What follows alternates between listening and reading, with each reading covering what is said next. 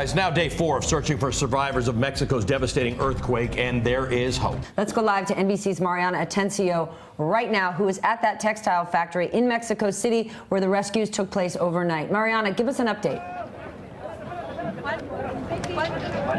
So, Stephanie, still a very active scene. As you can see, workers are pulling debris by hand.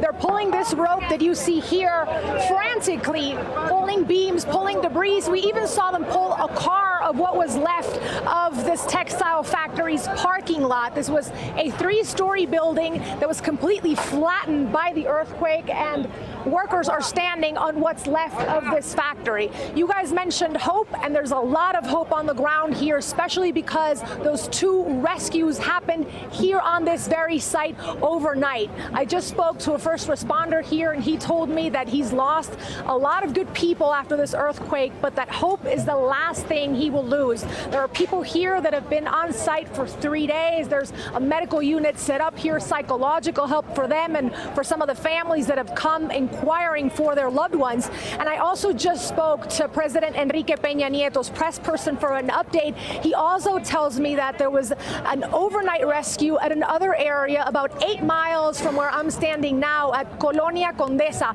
and workers there last night singing, singing the national anthem as people were being pulled from the rubble. So as you can see here, just from the activity behind me, Red Cross people walking around, volunteers, there's probably around 1,000 people here, and here they go again, pulling some of this debris towards me.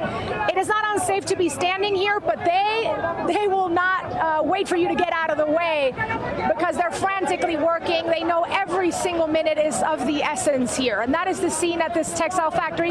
You can see one of the cars from that parking lot that I was talking about is being pulled from the scene by hand this very minute. A frantic effort to see if there are still people left underneath that rubble. I can't even believe that's a car. It's unbelievable. I mean, they just got everybody there. They're pulling it. They've got this. Car. Are they using chains or rope, Mariana? What are they pulling it with? They're pulling it with a rope, pulling it by hand, Ali. A car that is practically a pancake after the earthquake. We know that there was a parking lot at this textile factory, 3 stories, and most of what was there was completely flattened out. Now they're trying to push this car by hand. As you can see, it's a very rudimentary effort here. There are no sort of big machineries except for a big crane, but everything is being done by hand, which means that there are people getting hurt. There's even a unit where they're giving out tetanus shots to people because it's a very volatile situation.